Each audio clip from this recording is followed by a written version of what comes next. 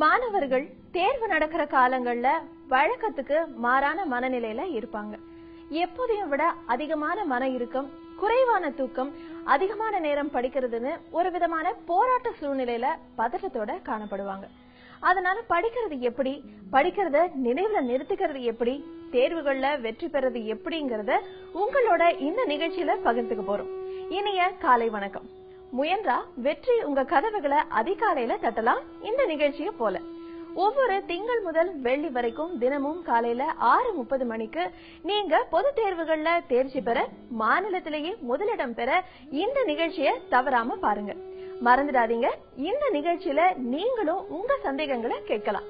8939888277 அப்படிங்கிற எண்ணுக்கு உங்க கேள்வியை நீங்களே வாட்ஸ்அப் மூலமா அனுப்பலாம். உங்க கேள்வி கேட்கிற வீடியோவோட நீங்க உங்க பெயர், வகுப்பு, பள்ளியோட பெயரை குறிப்பிட்டு அனுப்புறீங்கன்னா உங்க கேள்வியும் அதுக்கான பதில்களும் இந்த நிகழ்ச்சியில ஒளிபரப்பாகும்.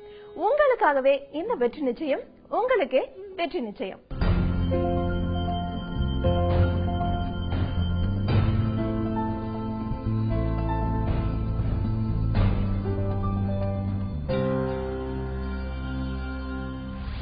கெமிஸ்ட்ரியில compulsory problem previous year paper போட்டா போதுமா, இல்ல நம்ம எல்லாத்தையும் ஒர்க் அவுட் பண்ணி பார்க்கணுமா?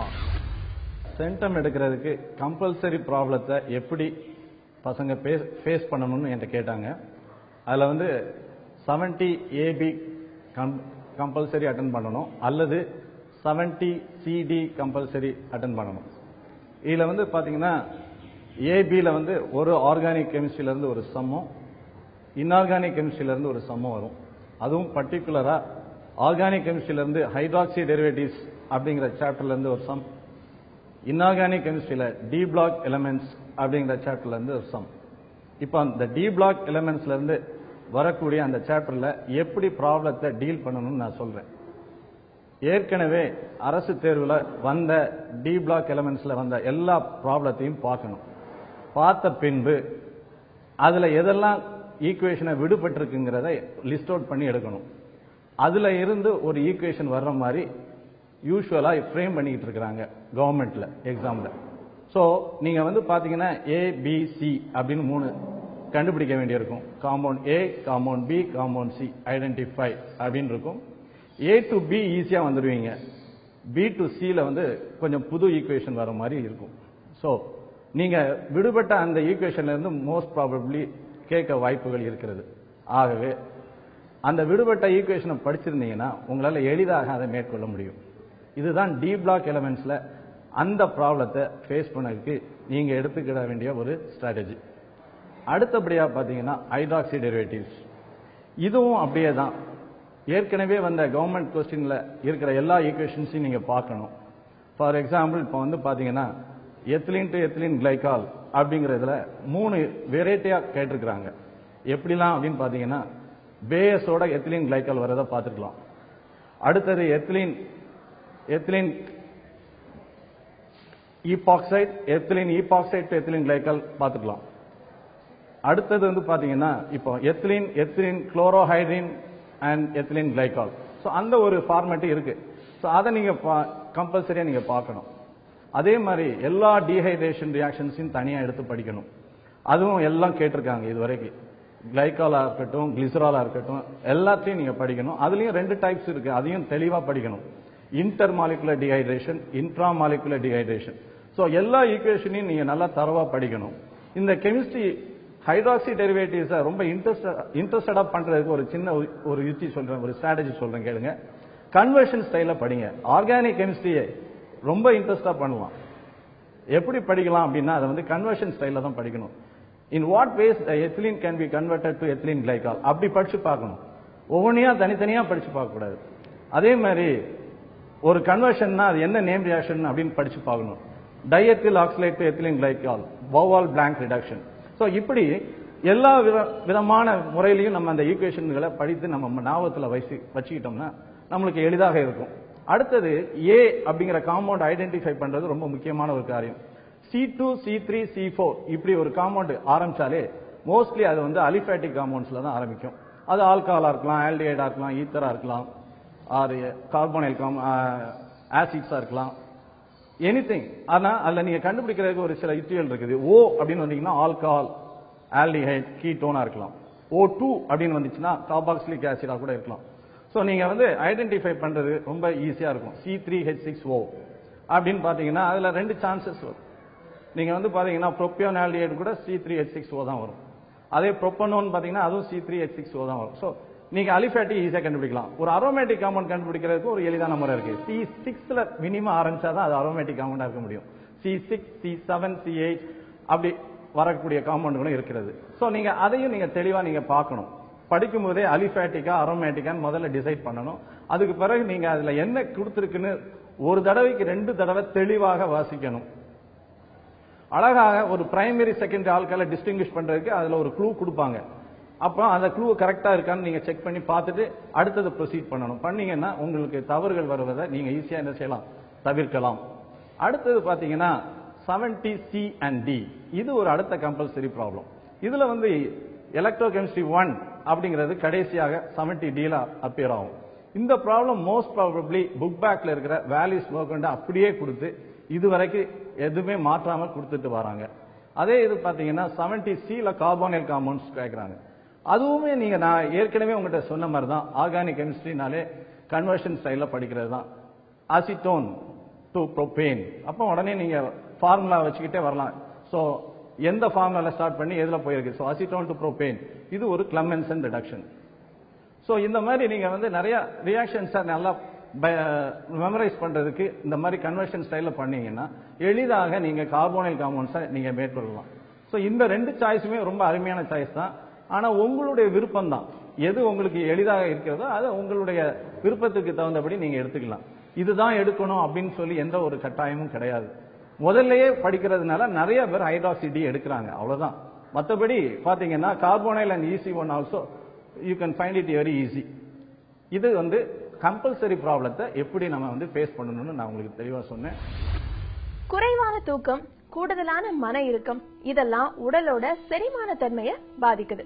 அதனால இந்த மாதிரி சமயங்கள்ல கடினமான உணவுகளை எடுத்துக்க கூடாது. அதிக உணவை, கடின உணவை சாப்பிடுறப்போ வயிற்றுக்கு அதிக ரத்தம் பாயறதுனால மூளையோட செயல்திறன் பாதிப்படையுது. அதனால எண்ணெய் பதார்த்தங்களை தொடவே கூடாது. காரம், மசாலாக்கள் அதிகமான உணவுகள்ல கை வைக்க கூடாது. குறிப்பா நிலக்கடலை சாப்பிடுறத தவிர்க்கணும். அதிக தாகத்தை உருவாக்குற இட்லி, தோசைகளை குறைச்சுக்கணும். அதிக புளிப்பு உள்ள தயிரை தவிர்த்திடணும். டாக்டரோமெட்ரிக் கலைச்சொற்கள் நாங்க எப்படி எழுதுறது? நீங்க கேட்ட கேள்வி முதல் பாடத்துல இருந்து குடும்பங்கள்ல இருந்து வருது. டட்டோராமெட்டல் தாவரத்தை கலைச்சொற்களால் வர்ணிக்க அப்படின்னு கேள்வி கேட்டேன்னா உடலப்புற பண்புகள் அப்படின்னு 4 தலைப்பு வரும். வே, தண்டு, வளர் இயல்பு, இலை என்றோம். இனப்பெருக்கப்புற பண்புகள்ல மஞ்சரி, மலர், புள்ளிவட்டம், அல்லிவட்டம், மகரந்தத்தாள் வட்டம், சூலக வட்டம், மலர் வாய்ப்பாடு, மலர் சித்திரம் என்று இத்தனை தலைப்பையும் சேர்த்து எழுதணும். அப்படி எழுதினாதான் உங்களுக்கு ஃபுல் மார்க் கிடைக்கும். அதே கேள்விய டட்டோராமெட்டல் தாவரத்தின் இனப்பெருக்க பண்புகளை கலைச்சொற்களால் வர்ணிக்க அப்படின்னு கேள்வி கேட்டாங்கன்னா மஞ்சரியிலிருந்து ஆரம்பிச்சு மலர் சித்திர வரைக்கும் எழுதுறீங்கன்னா 10 மார்க் கிடைச்சிடும். அதுதான் அந்த கேள்வி எழுதுறதுக்கான வடிவமைப்பு. புத்தகத்தை கையில வச்சுக்கிட்டு கனவு காணும் சங்கத்துல உறுப்பினரானீங்க. உங்களுக்காகவே ஒரு ஸ்பெஷல் குறிப்பு ஒரு இடைவேளைக்கு பிறகு.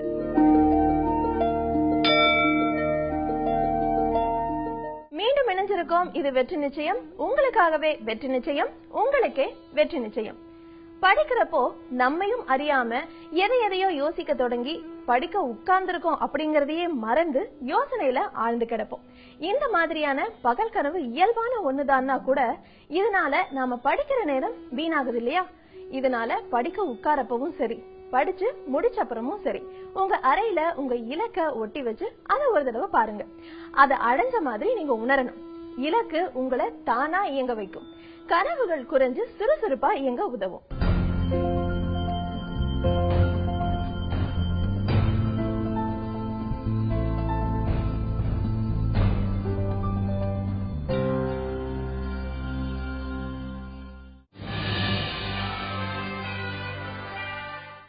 பிசிக்ஸ் சப்ஜெக்ட்ல இப்போ ப்ரீவியஸ் இயர் கொஸ்டின் பேப்பர் படிச்சாலே கிரியேட்டட் கொஸ்டின்ஸ் அட்டெண்ட் பண்ண முடியுமா, இல்ல புதுசா புக் ஃபுல்லா படிக்கணுமா, கிரியேட்டட் கொஸ்டின் அட்டெண்ட் பண்ணணுமா? அதுக்கப்புறம் வந்து ப்ராப்ளம்ஸ் எந்த லெசன்ஸ்க்கு நம்ம ரொம்ப இம்பார்ட்டன்ஸ் தரணும் பிசிக்ஸை பொறுத்த மாதிரி? பொதுவாக வந்து 3 மார்க்ஸை பார்த்தீங்கன்னா 20 கொஸ்டின்ஸில் வந்து 5 கொஸ்டின்ஸ் கண்டிப்பாக வந்து சம்ஸ் தான் இருக்கும். நீங்கள் கண்டிப்பாக 15 கொஸ்டின்ஸ் அட்டன் பண்ண வேண்டியிருக்கு. அந்த 5 சம்ஸ் அட்டன் பண்ணால் தான் உங்களுக்கு ஈஸியாக இருக்கும். ஸோ அப்படி வந்து நீங்கள் வந்து ஈஸி கொஸ்டின்ஸ் சில வந்து பார்த்தீங்கன்னா formula, substitution, answer, units. So இப்படி வர்ற கொஸ்டின்ஸ்லாம் நீங்கள் ஈஸியாக ஃபார்முலா தெரிஞ்ச ஃபார்முலா யூஸ் பண்ணி சப்ஸ்டியூட் பண்ணி அதுக்கு ஆன்சர் நீங்கள் ஈஸியாக கண்டுபிடிச்சிங்கன்னா ஸோ அந்த 3 மார்க் கொஸ்டின்ஸ்லேயும் நீங்கள் சம்ஸ் வந்து ஈஸியாக வந்து அட்டன் பண்ண முடியும். பொதுவாக வந்து செகண்ட் சாப்டரில் வந்து 3 மார்க்ஸ் கொஸ்டின் கேட்டாங்க. அதே மாதிரி 9th சாப்டரில் வந்து 4 3 மார்க் கொஸ்டின்ஸ் கேட்குறாங்க. இதில் வந்து கண்டிப்பாக வந்து ஒவ்வொரு சம்ஸ் வருது. எப்போவுமே செகண்ட் சாப்டரில் ஒரு 3 மார்க் சம் வரும். அதே மாதிரி வந்து 9th சாப்டரில் வந்து ஒரு 3 மார்க் சம் வருது. இது போக 9th சாப்டரில் வந்து கொஞ்சம் அந்த அதோட படங்கள்லாம் கொஞ்சம் பார்த்துக்கணும். அந்த டயக்ராம்ஸ் எல்லாமே நீங்கள் பார்த்துட்டீங்கன்னா அதில் ஒரு 3 மார்க்ஸ் எடுத்துக்கலாம். ஸோ நீங்கள் இதுகள்லாம் நீங்கள் கான்சென்ட்ரேட் பண்ணால் உங்களுக்கு இந்த 3 மார்க்ஸ் வந்து ஈஸியாக இருக்கும். அதே மாதிரி டெஃபினிஷன், ஸ்டேட்மெண்ட், லா புக்கில் நீங்கள் எப்படி கொடுத்துருக்காங்களோ அப்படி கண்டிப்பாக எழுதணும். அப்படி எழுதலைன்னா கண்டிப்பாக வந்து மார்க் வந்து குறைய சான்ஸ் இருக்குது. ஏன்னா வந்து அது ப்ரொபோர்ஷனல்னா ஈக்குவல் இருக்கும், ரெண்டுக்கும் வித்தியாசம் இருக்குது. ஸோ அதில் அந்த 3 மார்க்ஸில் நீங்கள் பார்த்தீங்கன்னா ஒன்று பயன்கள் அல்லது அதனுடைய பண்புகள். ஸோ இதுகள்லாம் நீங்கள் எழுதுனீங்கன்னா ஈஸியாக இருக்கும். இதெல்லாம் வந்து அதில் 1 மார்க்கோ 2 மார்க்கோ 3 மார்க்கோ ஸோ அந்த ஈஸியாக வந்து 3 மார்க்ஸ் வந்து எழுதுறதுக்கு ஈஸியாக இருக்கும். இதெல்லாம் பண்புகள் வந்து கண்டிப்பாக வந்து கேட்குறாங்க. சில பண்புகள் அநேக கொஸ்டின்ஸில் வந்து பண்புகள் ஒரே பண்புகள் தான் இருக்கும்.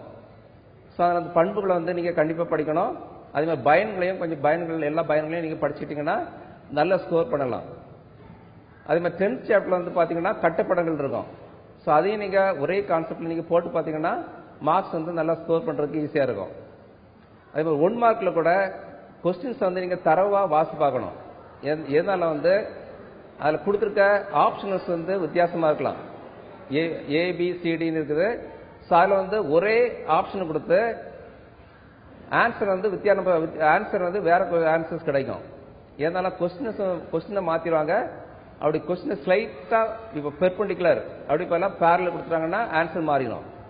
அதில் வந்து நீங்கள் கண்டிப்பாக வந்து கொஸ்டினை வந்து கண்டிப்பாக வாசிக்கணும்.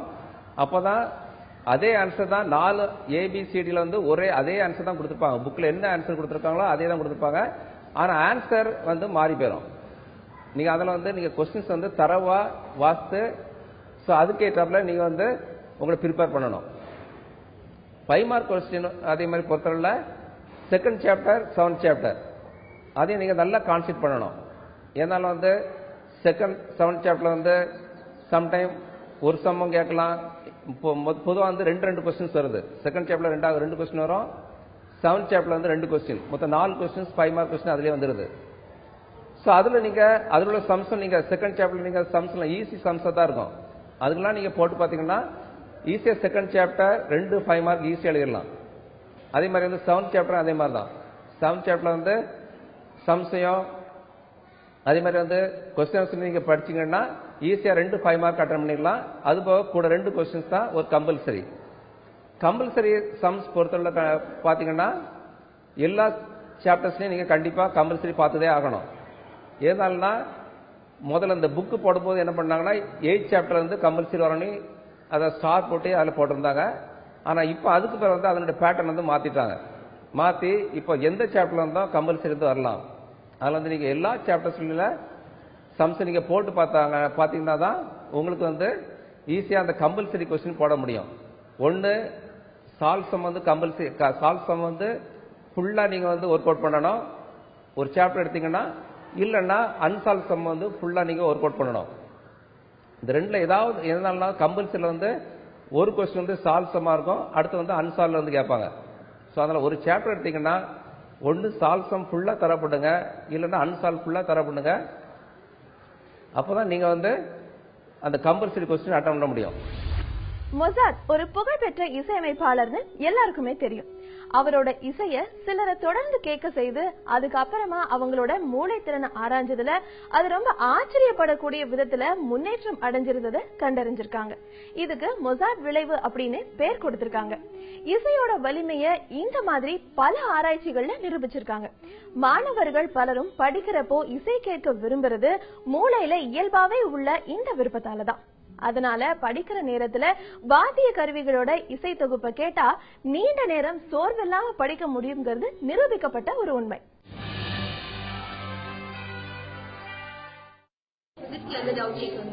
பாத்தீங்கன்னா கூலும்ஸ்லாம் 2 இருக்கு. இங்க கொஸ்டின் கேட்கும்போது கன்ஃபியூஸ் ஆயிடுது. கூலும்னா எப்படி எழுதணும், கூலும்ஸ்லானா எந்த ஆன்சர் எழுதணும் அப்படின்றது எங்களுக்கு டவுட் ஆகுது. கூலும்ஸ்லானா அது ஸ்டேட் கூலும்ஸ்லா அப்படின்னுட்டு தெளிவாவே கேட்பாங்க. கூலும் அப்படின்னா டிஃபைன் கூலும்னு தெளிவா கேட்பாங்க. ஒரு சில நேரங்கள்ல குழப்பத்துக்காக define coulomb on the basis of Coulomb's law அப்படின்னு கேட்பாங்க. அப்பனா என்ன மீனிங்னா டிஃபைன் கூலும் தான், கூலும் தான் நீங்க டிஃபைன் பண்ணணும். பிடிக்காத பாடத்தை எப்படி படிக்கணும் பார்க்கலாம் இடைவேளைக்கு அப்புறமா.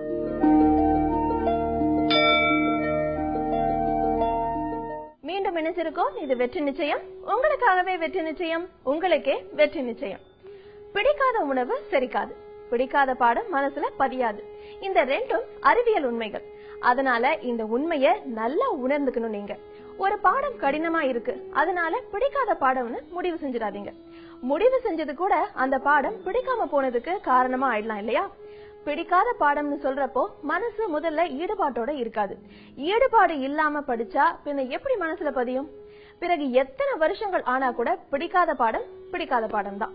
உங்க நோட் புக்ல பிடிக்காத நடிகர் படம் இருக்குது, நீங்க என்ன செய்வீங்க? பிடிச்ச நடிகரோட படத்தை அதை மறைச்சு ஒட்டி வைப்பீங்க இல்லையா? அதே மாதிரி உங்களுக்கு பிடிக்காத சப்ஜெக்ட் மேக்ஸ் அப்படின்னா அந்த நோட்டுக்கு அட்டை போட்டு அது மேல ஐ லவ் மேக்ஸ்னு எழுதி வச்சிருங்க. அப்புறம் என்ன, மேக்ஸ் உங்களை லவ் பண்ண ஆரம்பிச்சிடும்.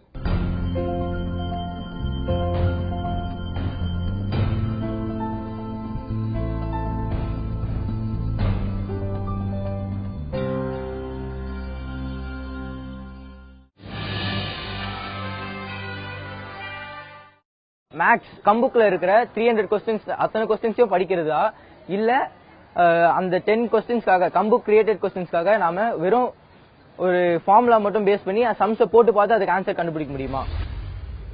மேக்ஸ்ல அப்ஜெக்டிவ் கொஸ்டின்ல ஃபுல் மார்க் எப்படி வாங்குறது அப்படிங்கிறது நிறைய பேருக்கு ஒரு டவுட்டா இருக்கும். மேக்ஸ்ல தான் அப்ஜெக்டிவ்ல ஃபுல் மார்க் வாங்குறது ஈஸி. பிசிக்ஸ், கெமிஸ்ட்ரி மற்ற சப்ஜெக்ட் கம்பேர் பண்றதை விட கம்பேர் பண்ணும்போது மேக்ஸ்ல வாங்குறது ரொம்ப ஈஸி. ஏன்னா 30 மார்க் புக் பேக்ல இருக்கிற அந்த 271 கொஸ்டின், வால்யூம் 1ல 121, வால்யூம் 2ல 150, அந்த 271 அப்ஜெக்டிவ்ஸ் படிச்சுட்டா அதுல இருந்து 30 கொஸ்டின்ஸ் வந்துடும். மீதி வரக்கூடிய அந்த 10 கொஸ்டின்ஸுக்கு அந்த கம் புக்னு ஒரு புக் கொடுக்குறாங்க, அது டீடைல் அவைலபிள்.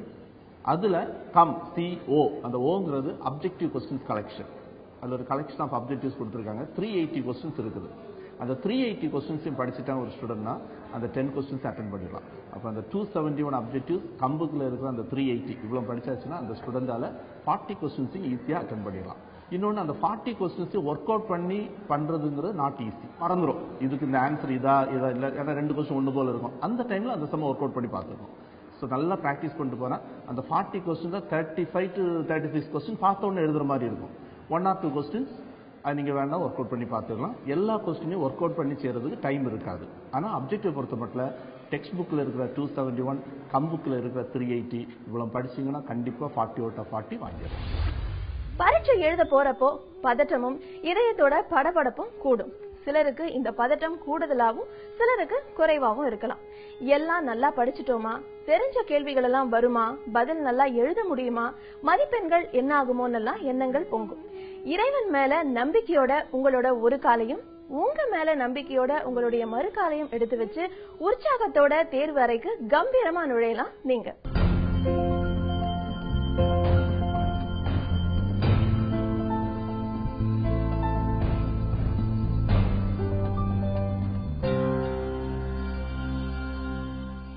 இன்னைக்கு வாட்ஸ்அப் கேள்வியில என்ன சந்தேகங்கள் கேக்குறாங்கன்னு பார்க்கலாம். ஆங்கிலத்தில் நோட் மேக்கிங் எளிதாக படிப்பது எப்படி? சம்மரி கொடுக்கறாங்க. சம்மரி ஒன்னு ஒரு பேராகிராஃப் கொடுத்துட்டு என்ன பண்றாங்க, சம்மரியும் எழுத சொல்றாங்க, நோட் மேக்கிங்கும் எழுத சொல்றாங்க. இது ரொம்ப முக்கியமானது. இது நல்லா நீங்க குறிச்சிக்க வேண்டியது. நோட் மேக்கிங்ன்றது 2 முறைகள் இருக்கு.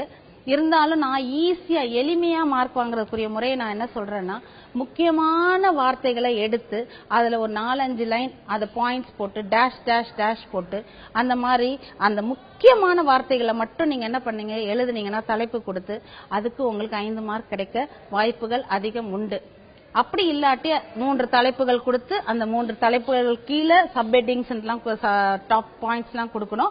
உங்களுக்கு அது கடினமாக இருந்துச்சுன்னா தமிழ் மீடியத்துல படிக்கிற பிள்ளைங்க ஆர் இவ்வளவு நாள் படிக்காம இது பண்ண பிள்ளைங்க எல்லாம் என்ன பண்ணலாம், இந்த மாதிரி இம்பார்ட்டன்ட் வேர்ட்ஸை மட்டும் நீங்க என்ன பண்ணலாம், டேஷ் டேஷ் டேஷ் போட்டு 4-5 லைன்ல முடிகிற மாதிரி இம்பார்ட்டன்ட் வார்த்தைகளை அந்த பேராகிராஃப்ல இருந்து வாசித்துட்டு எடுத்து நீங்க எழுதணும். அதே பேராகிராஃப் தான் நீங்க என்ன பண்ண போறீங்க, சம்மரிக்கும் யூஸ் பண்ண போறீங்க. சிலர் என்ன பண்ணிடுறீங்க, அது வேற இது வேற நினைச்சுக்கிறீங்க. நல்லா வாசித்து பாருங்க. ஒரே இதுல 10 மார்க் வாங்கலாம். ஒரு பேராகிராஃப்ல இருந்து 2 கேள்விகள் கேட்கப்படுகிறது, 10 மார்க்ஸ் அதுக்கு. சோ இந்த பேராகிராஃப் இந்த சம்மரி இது என்ன பண்றீங்க, ஃபர்ஸ்ட் ரஃப் காப்பின்னு எழுதுறீங்க. அதையும் நீங்க வாசித்து பாருங்க. 3ல் ஒரு பாகம் முக்கியமான சென்டென்சஸ் எல்லாம் எடுத்து எழுதிக்கோங்க. எழுதி முடிச்சுட்டு மேல ரஃப் காப்பின்னு எழுத மறந்துடாதீங்க. அது ரொம்ப முக்கியம். ரஃப் காப்பி, ரஃபோட ஸ்பெல்லிங் படிச்சுக்கோங்க, ஃபேரோட ஸ்பெல்லிங் படிச்சுக்கோங்க. இந்த ஸ்பெல்லிங்லாம் படிச்சாவே சோ அந்த டீச்சர்ஸ்க்கு நீ நல்லா ஷுவரா இருக்கிற இதுல அப்படின்றது கரெக்ட் பண்றவங்களுக்கு தெரிஞ்சிடும். சோ நல்ல மார்க் கொடுத்துருவாங்க. ரஃப் காப்பி எழுதிட்டு நீங்க எழுதின உடனே ஸ்ட்ரைக் பண்ணிருங்க. பென்சில் வச்சு ஸ்ட்ரைக் பண்ண மறந்துடாதீங்க. மறந்துட்டீங்கன்னா நீங்க மார்க் லூஸ் பண்ணிடுவீங்க. நெக்ஸ்ட் ஃபேர் காப்பின்னு எழுதுங்க. ஃபேர் காப்பி எழுதிட்டு அந்த பேராகிராஃப்க்கு இணையான அதற்கு ஏற்ற ஒரு தலைப்பை நீங்க கொடுங்க. கொடுத்துட்டு 3ல் ஒரு பங்காக நீங்க என்ன பண்ணணும், சுருக்கி முக்கியமான சென்டென்சஸ மட்டும் 120னா ஒரு 30 வார்த்தை வர மாதிரி அல்லது 40 வார்த்தை வர மாதிரி ஏறக்குறைய இருக்கலாம். சோ அந்த மாதிரி நம்பர் நீங்க ஃபர்ஸ்ட் கவுண்ட் பண்ணி வச்சுக்கணும். முதலாவது நீங்க செய்ய வேண்டிய காரியம் வந்து பேராகிராஃப் ஃபுல்லா நீங்க என்ன பண்றீங்க, கவுண்ட் பண்ணி அந்த வார்த்தைகள் எத்தனைன்றதை எழுதி வச்சுக்கோங்க. சில நேரங்கள்ல கேள்விகள் அவங்க கொடுத்திருக்க அந்த பேராகிராஃப்ல என்ன பண்ணிடுறாங்க, நம்பரை கொடுத்துடுறாங்க. அப்படி கொடுக்கலன்னா நீங்க கவுண்ட் பண்ணி வச்சுக்கோங்க. கடைசியில ஃபர்ஸ்ட் என்ன பண்ணிடுறீங்க, ரஃப் காப்பி எழுதிட்டு ஸ்ட்ரைக் பண்ணிடுறீங்க, அடிச்சிடுறீங்க. ஃபேர் காப்பி எழுதுறீங்க, தலைப்பு கொடுக்குறீங்க. 3ல் ஒரு பங்கா சுருக்கி முக்கியமான வாக்கியத்தை மட்டும் எடுத்து எழுதி உங்களுக்கு நல்ல திறமை இருந்தா சொந்தமான வார்த்தைகள்ல கூட வாக்கியத்தை உருவாக்கி நீங்க எழுதலாம்.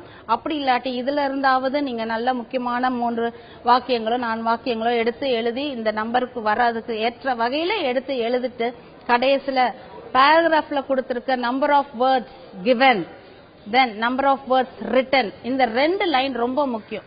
நீ எவ்வளவு கடைசியில எழுதிருக்கன்றதையும் கவுண்ட் பண்ணி நீ எழுதுனீனா அதுக்கு 5 மார்க். நான் மீண்டும் நான் சொல்லிக்கிறது என்னன்னா, இது நீங்க படிச்சுட்டு வந்து நீங்க மனப்பாடம் பண்ணிட்டு வந்து செய்ய வேண்டிய காரியமே இல்லை. இதெல்லாம் இதுக்கு முறைகள் தெரிஞ்சா போதும். நெக்ஸ்ட் அட்வர்டைஸ்மெண்ட்ல அழகா மார்க் அள்ளிட்டு போயிடலாம். ஒண்ணு நீ உனக்கு வரைய தெரியணும். வரையணும்னா நான் ஒன்னும் சொல்றேன் ரொம்ப எக்ஸ்பர்ட்டா இருக்கணும் வரையல அப்படின்றதுலாம் இல்ல. அவங்க ஒரு ட்ரெஸ் அட்வர்டைஸ்மெண்ட் கொடுத்தாங்கன்னா மேலேயே கொடுத்திருப்பாங்க, பாத்திருக்கீங்களா, டேஷ் டேஷ் டேஷ் போட்டு வார்த்தைகள் கொடுத்திருப்பாங்க. சோ இது ட்ரெஸ் சம்பந்தமானதுன்னா ஃபர்ஸ்ட் ஒரு கடைக்கு ஒரு பேர் வை. அந்த பேர் வைக்கும் போது அழகா ஒரு அட்ராக்டிவா ஒரு பேர் வச்சு அதையும் போல்ட் லெட்டர்ல எழுது. கடை பேரை வந்து சின்னதா எழுதாத, ஸ்மால் லெட்டர்ல எழுதாத, ஃபுல்லா எழுதி பாக்ஸ் வரைங்க. அழகா பாக்ஸ் வரைஞ்சி பிளாக் பென்ல ஃபர்ஸ்ட் சுத்தி வரைஞ்சி இந்த தலைப்பையும் வரைஞ்சிட்டு என்ன பண்ணுங்க, அதுக்கு இப்போ ஃப்ராக் ட்ரெஸ் மெட்டீரியல்ஸ்னா சின்னதா ஒரு ஃப்ராக் படம், ஒரு சாரி படம் சும்மா உங்களுக்கு தெரிஞ்ச அளவுக்கு வரைஞ்சி ஒரு அழகா. சிலர் என்ன சொல்றாங்க கலர் பண்ணக்கூடாது, நாங்க என்ன சொல்றோம் கலர் பென்சில்ல கலர் பண்ணுங்க. கிரையான்ஸ் யூஸ் பண்ணாதீங்க, ஸ்கெட்ச் யூஸ் பண்ணாதீங்க, கலர் பென்சில் யூஸ் பண்ணுங்க. அழகா இருக்கும், அட்ராக்டிவா இருக்கும். அண்ட் ஏதாவது ஒரு ஸ்லோகன், இதுக்கு ஏற்ற ஸ்லோகன்னா நல்லா hurry hurry pick it up fast அந்த மாதிரி ஏதாவது ஒண்ணு, பை 1 get 1 free இந்த மாதிரி எல்லாம் நீங்க பாத்திருக்கீங்களா? எத்தனை அட்வர்டைஸ்மெண்ட் டிவில பாக்குறீங்க, எவ்வளவு டெய்லி நீங்க பாக்குறீங்க. அந்த மாதிரி எல்லாம் பார்த்து இதுக்கு சம்பந்தப்பட்டது படங்கள் வரைஞ்சு தென் கீழே என்ன பண்ணுங்க, இமெயில் அட்ரஸ் கொடுக்க மறந்துடாதீங்க. உங்க கடைக்கு வர சொல்றீங்க, அட்வர்டைஸ்மெண்ட் கொடுக்குறீங்க, இந்த அட்ரஸ் எல்லாம் கொடுக்காம எப்படி நீங்க வர சொல்ல முடியும்? சோ அதையும் கொடுத்து அழகா ஒரு பாக்ஸ் வரைஞ்சி நீட்டா போட்டீங்கன்னா 5 மார்க் ஈஸியா அதுல வாங்கிடலாம். சோ இந்த மாதிரி இந்த குறிப்புகள்லாம் நீங்க ஃபாலோ பண்ணீங்கன்னா நல்லாவே நீங்க செய்யலாம், நல்லா வெற்றி பெறலாம். ஃபர்ஸ்ட் உங்க மனசுல இருந்து இங்கிலீஷ் ஒரு கடினமான சப்ஜெக்ட், இது ஏதோ ஒரு லாங்குவேஜ் அப்படின்றத உங்க மனதுல இருந்து எடுத்து போட்டு கிராமர் எல்லாம் கஷ்டம்னு நினைக்காதீங்க, ஈஸியா இது பண்ணிக்கோங்க. நிறைய சாய்ஸ்லயே இருக்கு. சோ நீங்க கேள்விப்பட்டதாவே இருக்கலாம், சாய்ஸ் வாஸ்து எந்த வார்த்தை சரியான ஆன்சரா இருக்கலாம்ன்றதையும் பார்த்து நீங்க எடுத்து எழுதி நல்ல வெற்றி பெறுமாறு நான் வாழ்த்துகிறேன். தேங்க்யூ. எது வந்தாலும் வரட்டும், எதிர்கொள்வேன், வெற்றி பெறுவேன் அப்படிங்கிற நம்பிக்கையோடும் உற்சாகத்தோடும் தேர்வை எதிர்கொள்ளணும். அப்போ எல்லாமே நல்லபடியா நடக்கும். வெற்றி நிச்சயம். உங்களோட வெற்றிக்கும் உயர்வான எதிர்காலத்துக்கும் வாழ்த்துக்கள். ஒவ்வொரு திங்கள் முதல் வெள்ளி வரைக்கும் தினமும் காலையில 6:30 மணிக்கு நீங்க பொது தேர்வுகள்ல தேர்ச்சி பெற, மாநிலத்திலேயே முதலிடம் பெற இந்த நிகழ்ச்சியை தவறாம பாருங்க. மறந்துடாதீங்க, இந்த நிகழ்ச்சியில நீங்களும் உங்க சந்தேகங்களை கேட்கலாம். 8939888277 அப்படிங்கிற எண்ணுக்கு உங்க கேள்வியை நீங்களே வாட்ஸ்அப் மூலமா அனுப்பலாம். உங்க கேள்வி கேட்கிற வீடியோவோட நீங்க உங்க பெயர், வகுப்பு, பள்ளியோட பெயரை குறிப்பிட்டு அனுப்புனீங்கன்னா உங்க கேள்வியும் அதுக்கான பதில்களும் இந்த நிகழ்ச்சியில ஒளிபரப்பாகும். உங்களுக்காகவே வெற்றி நிச்சயம், உங்களுக்கே வெற்றி நிச்சயம்.